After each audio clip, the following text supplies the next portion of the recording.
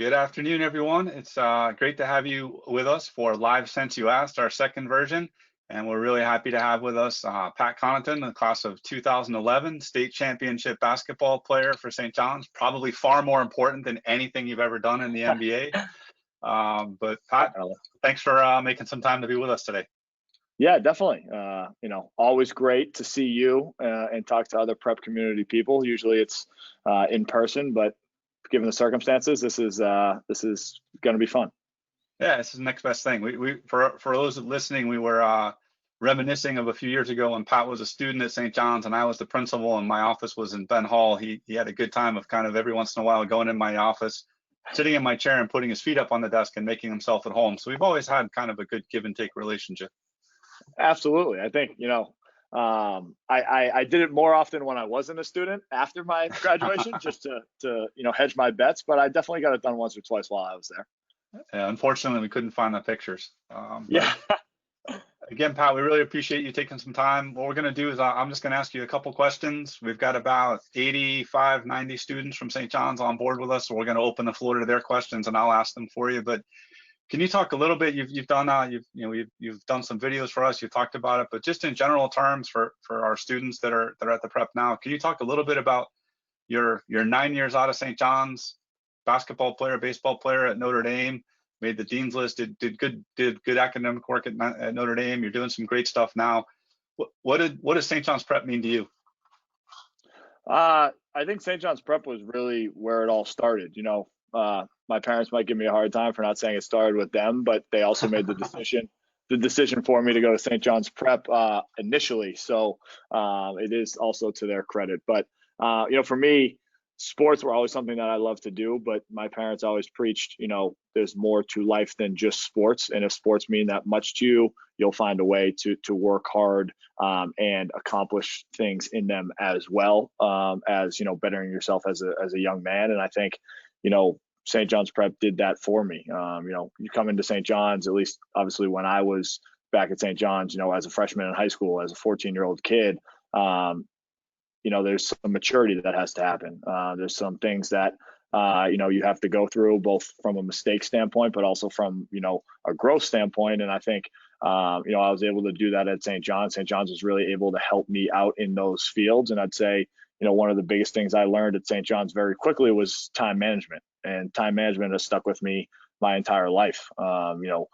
Obviously, like you mentioned, playing two sports at Notre Dame, as well as going through the academic, the curriculum at Notre Dame after the one at St. John's required a lot of time management. So the things that I learned at St. John's as a freshman early on with the workload and with, going from class to class and it being treated almost like a college curriculum, and then trying to compete at the sports at St. John's. When I was there, 1,300 boys that are trying to compete, it's pretty intense, it's pretty tough. And to be able to kind of manage my time and expectations coming from Arlington, 25 minutes away, and try to have success both in the classroom and on the playing surfaces was something that, stuck with me to this day. That's great. But when you look at, you spoke at St. John's last year, I think in December, you had some time off and were able to come home. You talked a lot about the growth mindset, of learning from adversity and kind of being able to kind of be resilient. When you look at what you've done as a high school student athlete, as a college student athlete, as a professional athlete now, and also someone who's involved in the real estate development business, you talk a little bit about how you've learned from your mistakes and how resilience and grit have played a role in helping you succeed.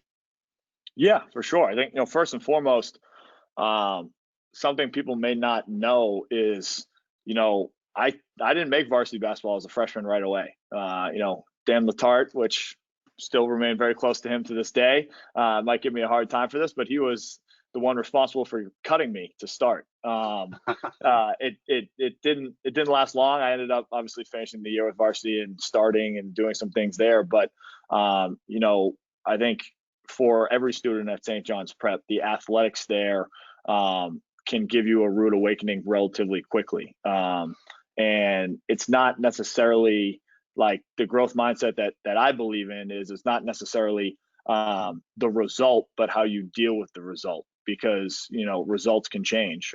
It's about the process and how in the morals and the kind of the process you build upon trying to garner your results. So for me, it was, it started with that. It started with,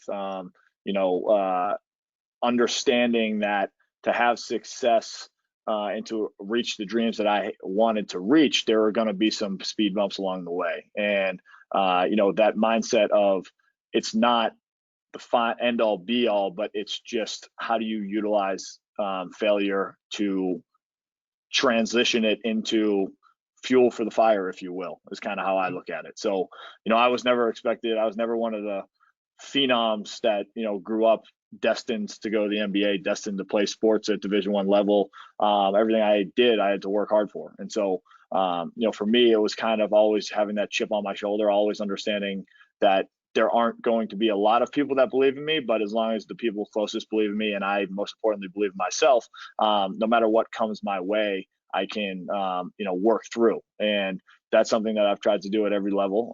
It's something that started in high school, started at St. John's.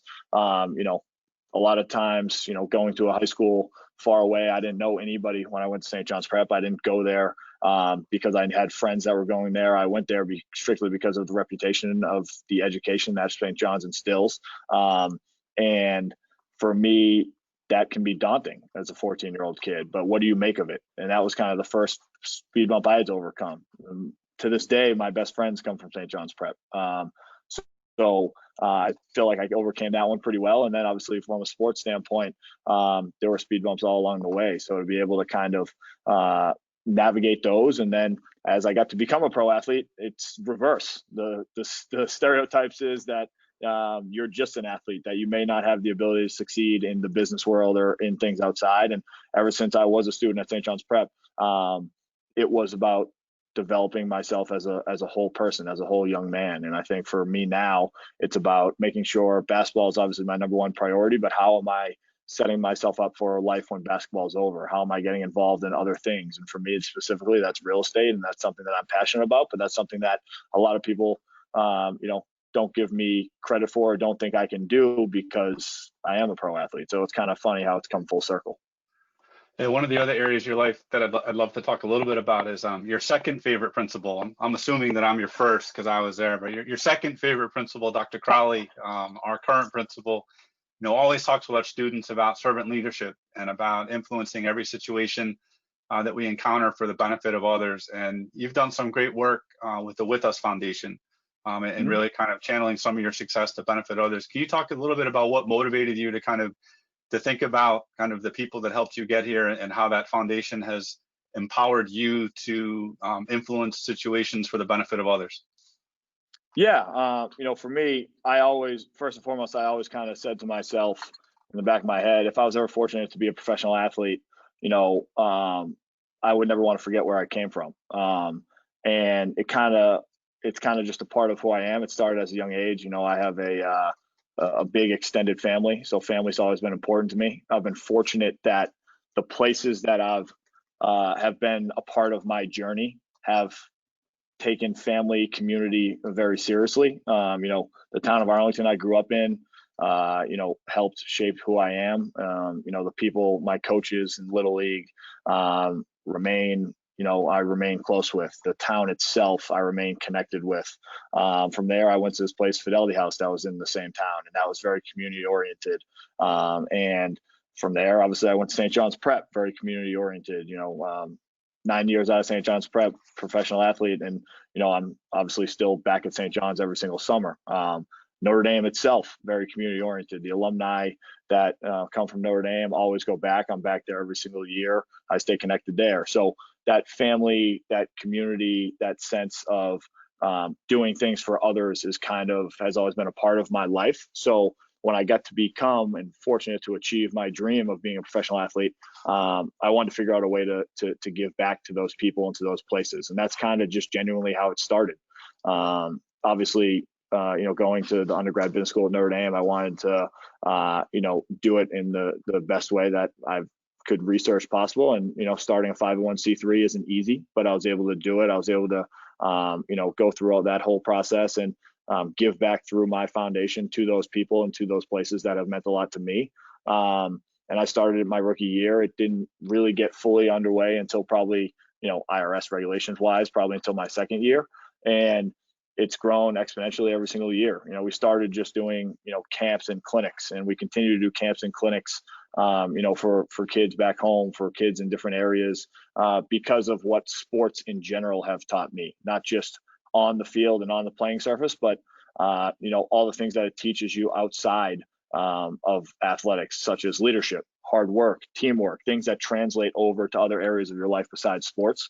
And recently it's grown into, trying to have a bigger impact. The camps and clinics have been great and we'll continue to do them, but being able to have an effect on 100 to 150 kids for 1 week, while it's great, I wanted to try to find a way to grow it. How can we have an effect on kids, getting them involved in athletics, which is our mission? How can we have that effect on more kids for a longer period of time? And so we've started to, redo some basketball courts in places that are just like Fidelity House.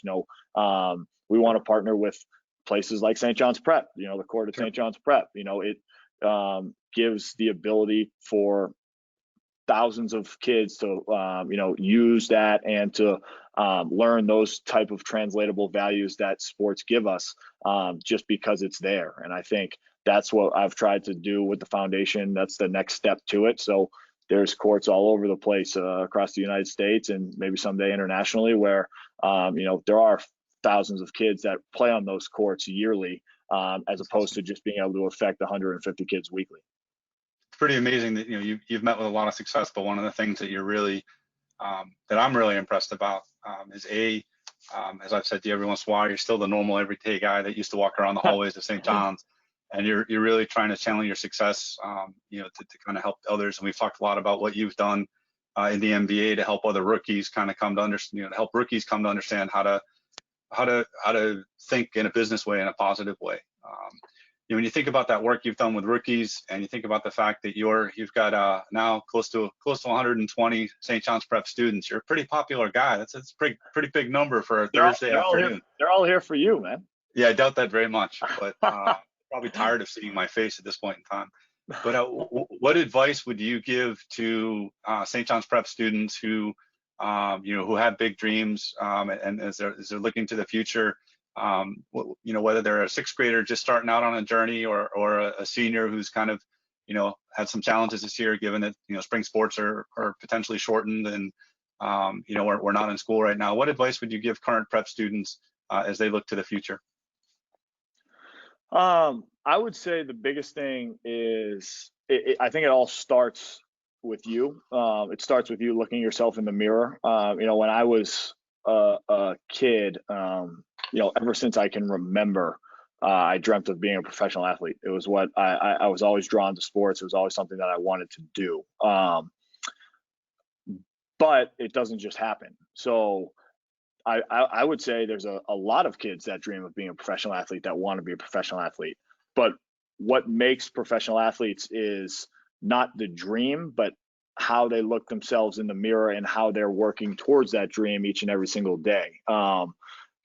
It kind of, a small example of it was when I was in sixth grade, I wanted to be able to dunk by the time I was in eighth grade. And I was kind of a chubby sixth grade kid, to be honest with you. My dad used to call me Juicy. So it was something that, if you had seen me in sixth grade, there was no reason I should ever be able to dunk, let alone dunk before I got to high school. And my dad kind of sat me down and said, "Hey, you talk about wanting to dunk, but what are you doing to achieve that? What are you doing every single day to actually do it?" And he bought me a weight vest, and each and every single day I put on that weight vest. I jumped up and down on this ledge we had in the back of my yard. I ran up this hill that my driveway had, and I tried to dunk on a 9-foot rim with the weight vest on, an 8-foot rim with the weight vest on, and then I'd take it off and I'd try to dunk on a 10-foot rim. And it was the constant reminder, not just from my dad, but it started to become a part of who I am. And in short, what I'm basically saying is, a lot of people say they want to accomplish big things and do big things, but are your actions falling in line with those words? Because when I was at Notre Dame, I wanted to succeed in 2 sports. I wanted to be a professional athlete in 2 sports. My goal was to be drafted in 2 professional sports. there were plenty of times that my buddies wanted to go out and go to parties and do these sorts of things. I had to go to the gym. I had to shoot extra, or I had to go to the baseball field where my coaches were willing to take extra time out of their days away from their families to be there at 10 o'clock at night to help me throw, because that was the only time I was able to do it in basketball season. And then I was up at 7 a.m. going to basketball workouts. There's a lot of people, the easy way out is to not do that. The easy way out is to say, yeah, I wish I could become a professional athlete, but I'm only going to put in the minimum amount of work, the minimum amount of effort that's going to get me there. And for me, I've kind of always prided myself on doing more and understanding there's always somebody that is out there working as hard as you, if not harder. And so you got to try to utilize that time management and utilize all the hours that you can in the day if you actually want to accomplish what you say you want to accomplish. That's awesome. That's great. I appreciate the response. We've got a bunch of people have already submitted questions, and for the students and people that are out there, if you're using your iPad, there's a question mark at the top of your screen. Just click on the question mark and you can ask a question. If you are on a desktop computer, there's a control panel over to the side. You can ask a question. I'm going to ask Ms. Miles, who's in the background kind of producing this, if she can give me a moment to share my screen, because there is proof that at some point in time, Patrick Connaughton was sitting at my desk with his feet up. And for our current students, you all can kind of look at this and choose the amount of detentionable offenses that could be there. Not quite sure that was my cell phone that you were using at the time either, but and special thanks to a certain Miss Olson for sharing that with us, just to make sure that everybody's there. Miss Olson always comes through in the clutch, and that, as you can see, that was actually, it was really risky, because if I have a tie on, that was probably a game day during the season, and I was definitely a student at St. John's Prep during that time. Yeah, and I was definitely the principal, and I definitely wasn't in my office when that happened. But, no, you weren't, which is probably why I got away with it. So a couple of questions coming in, Patrick. One is kind of when you look at your career, and I'm going to assume this is kind of your basketball career, your baseball career, your college career, and now your work in real estate development. How did St. John's prepare you to be a success and prepare you to do what all that you're doing? I'd say the biggest thing was kind of what I alluded to, that time management. I mean, my schedule at St. John's Prep, I'll give you a day in the life of Pat Connaughton at St. John's Prep. My sophomore year, I did men's course. So I had to be at school at 7:15, I believe it was. I lived in Arlington, which was 23 minutes away. I knew door to door was 23 minutes to get from my door to, the door of Riken for men's course. I was there at 7:15. Classes started at 8:05. Classes went till 2:30, so I was obviously there until 2:30. If it was during basketball season, our basketball practice oftentimes wasn't until 7 o'clock at night, 7 p.m. to 9 p.m. in Memorial because of gym time. So for me, what was I doing from 2:30 to 7 p.m.? I could have gone home. As a sophomore, I couldn't have. I didn't have a car, and my parents were going to drive up to drive back to drive up again.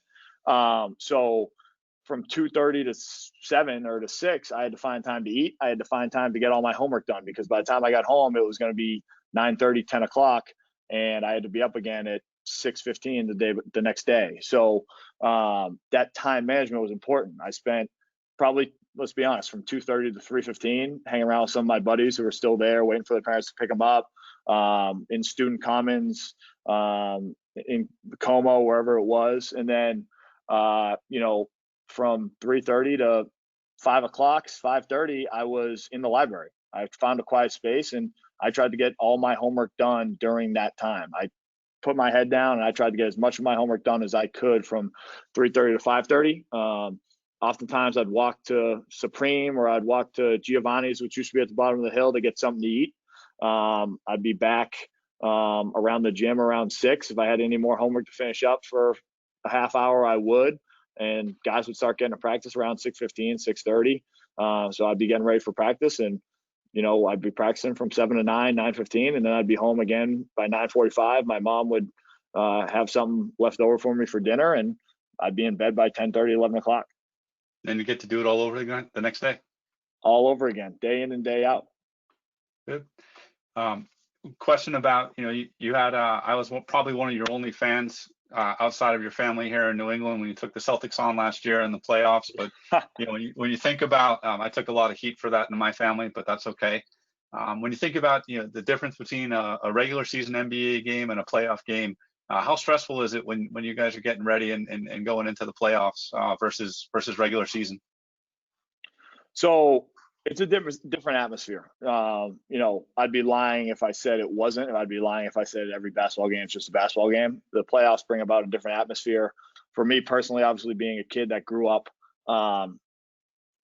10, 12 minutes outside of the city of Boston, obviously the Celtics were my team as a kid. That was a team. I love Paul Pierce. I love Kevin Garnett. I love them all. I used to go to the game. So to play in Boston in the playoffs, and to be a player that was getting significant minutes and having a significant impact on that series was a dream come true.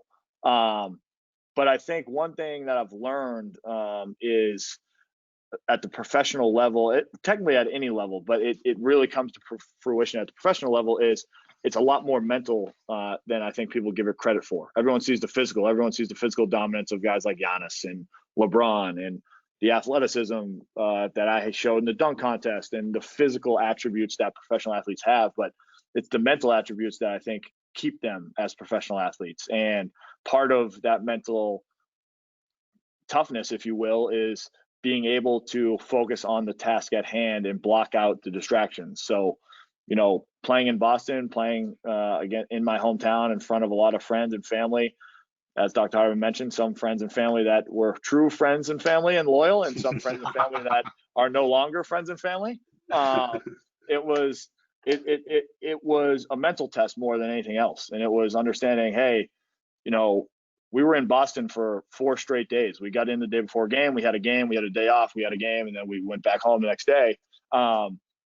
Mentally, I had to prepare myself. On off days, I got to see some friends, I got to see some family, but I was there on work. I was there on business. The job was to help my team win the game. So throughout the entire game, I'm not looking up into the stands at my friends and family. I'm not doing things that you would expect a kid who's living out his dream to do. I was able to mentally focus on the task at hand, and that was trying to do my best to help the team, the Bucks, win. You referenced the dunk contest, and since I'm the only one that can really see the questions of the two of us, there are a number of people pointing out that you would have done much better in the dunk contest if you had chosen to jump over me instead of, I told you they're all here for you. They're all here for you. It's evident that they're here for you. So one of our up and coming basketball players who had a great season this year is asking some, just kind of as he looks at his trajectory and what he wants to do. And I guess we could kind of apply this to anyone who's kind of really having some success in our athletics program, who wants to play at college or the next level. What is it that they really need to work on to be able to kind of meet with success and develop? And I think part of it, resonates with what you just talked about, the mental aspect of the game as well as the physical aspect of the game. But can you talk a little bit about that? Yeah. For me, personally, I tried to look at myself in an unbiased view. I was fortunate, and you gotta be true to yourself. There are a lot of people, like I said, there are a lot of people that doubted me. There are also a lot of people that, blew smoke in my face and said I was a lot better than I was. And so I had to kind of look at what are my weaknesses and what are my strengths. And how do those continue, or how do those change at the next level, and how do I get to the next level to even experience that change? And so for me, I was fascinated with dunking since I was, like I said, in 6th grade, probably even before then. I watched every dunk contest. But as I got older, and after I dunked in 8th grade, and as I got to high school, I started to understand, one knock on me is going to be, is he athletic enough? For whatever the reason, whether it's stereotypical or whether it's just, I was a little bit juicy in 6th grade. Like, the knock on me was going to be, how does his athleticism, does it translate enough to be a Division I player? So I tried to make that weakness a strength. I put in, like I said, the hard work side of it.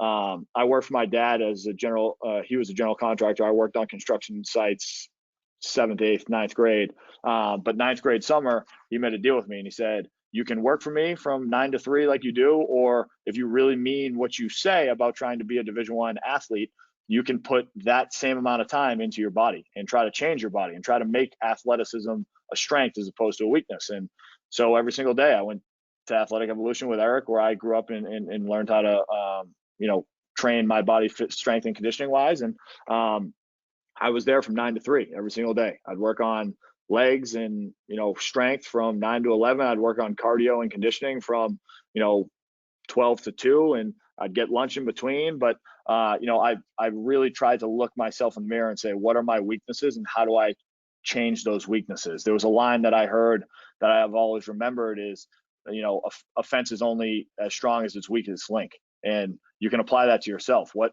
are the weaknesses?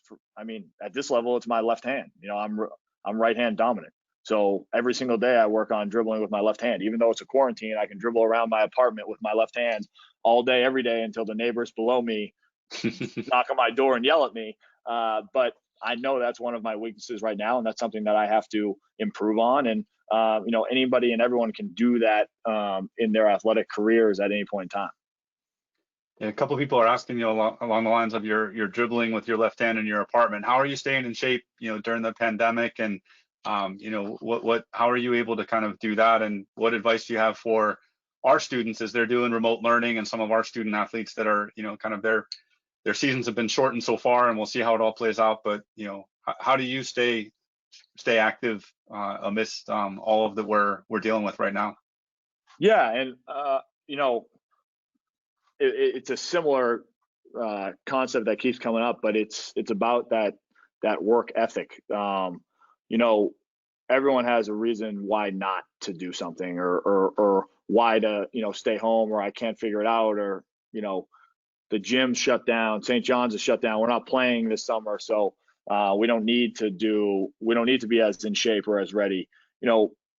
For me, I try to look at it as an opportunity. This time there are plenty of people that are sitting back on their couch playing video games, trying to make money on Twitch, streaming Call of Duty and all that sort of stuff. I want to utilize this time to gain an advantage over them. So for me, I'm doing back to the old school 6th, 7th, 8th grade Pat.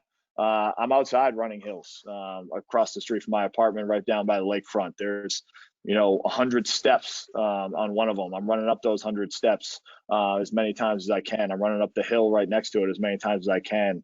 I'm finding ways to do simple stuff: push-ups, sit-ups, body weight squats, single leg squats.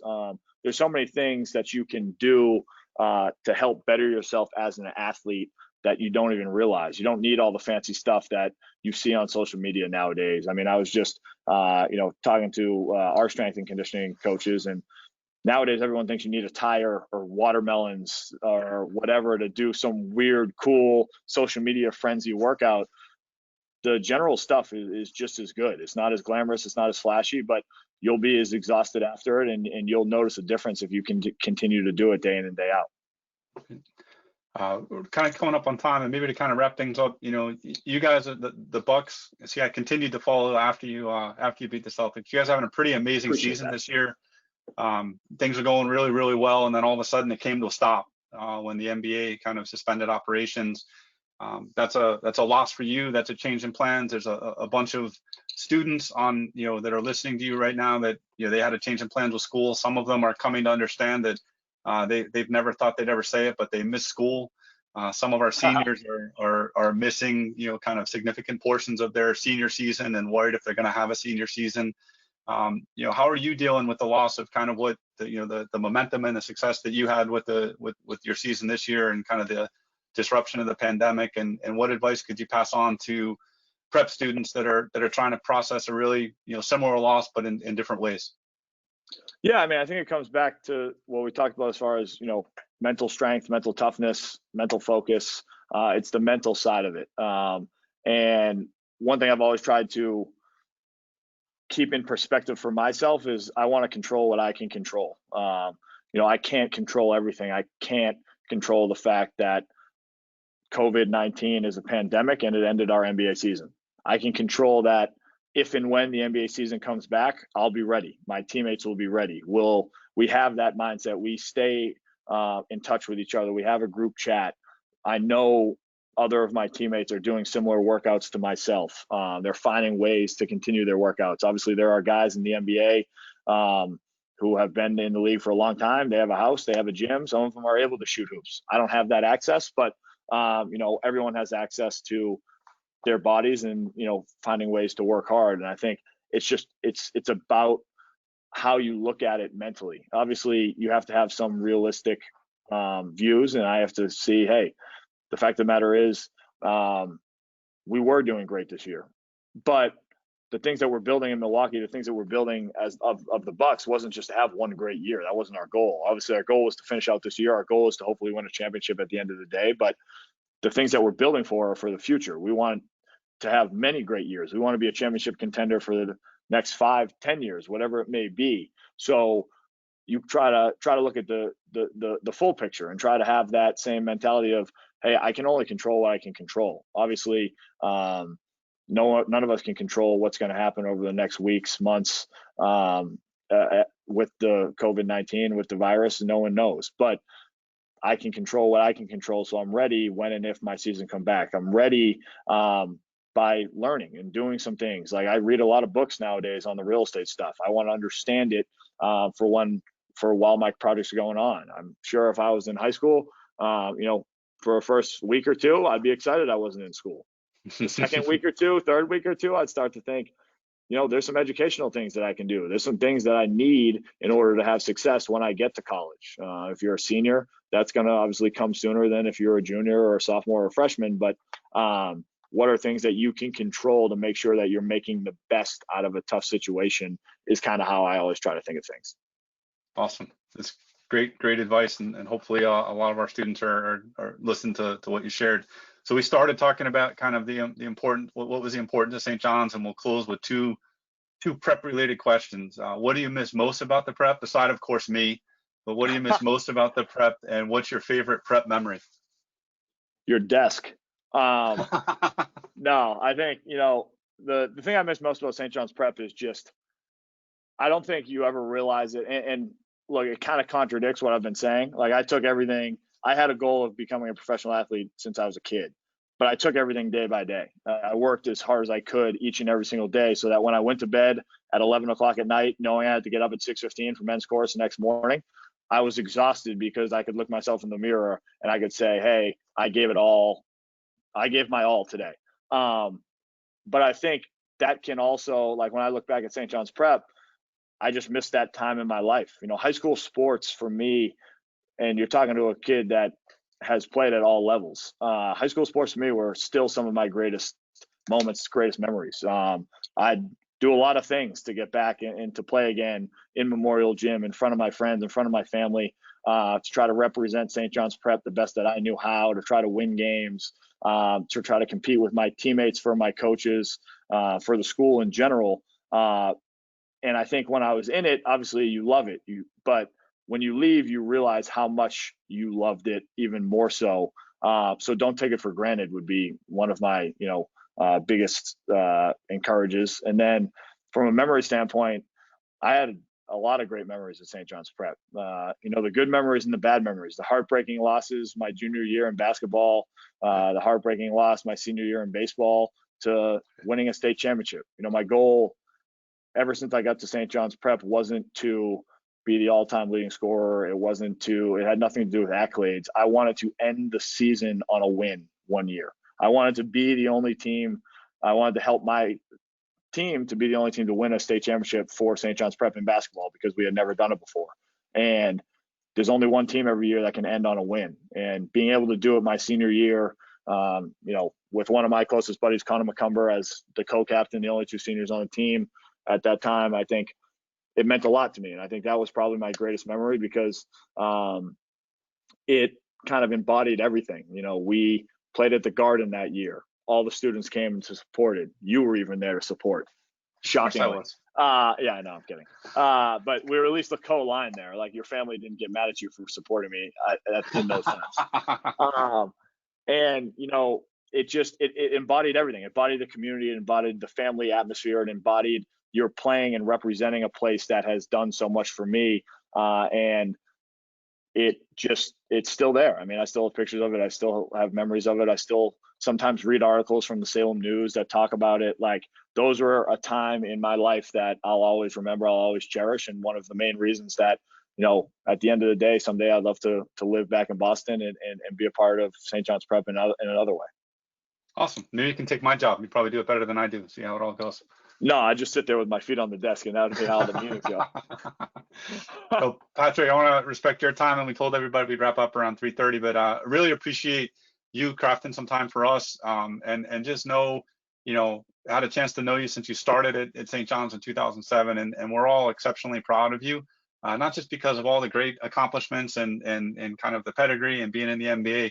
It's more because of who you are as a person, and the way that you really remember your roots, the way that you are really just somebody who supports the community and someone who does some great stuff and is a great example of servant leadership for us and the way that you influence situations for the benefit of others. So stay safe, have a happy Easter, and let's hope the Bucks can come back and win a world championship in the next few months. Congratulations on everything, and thank you.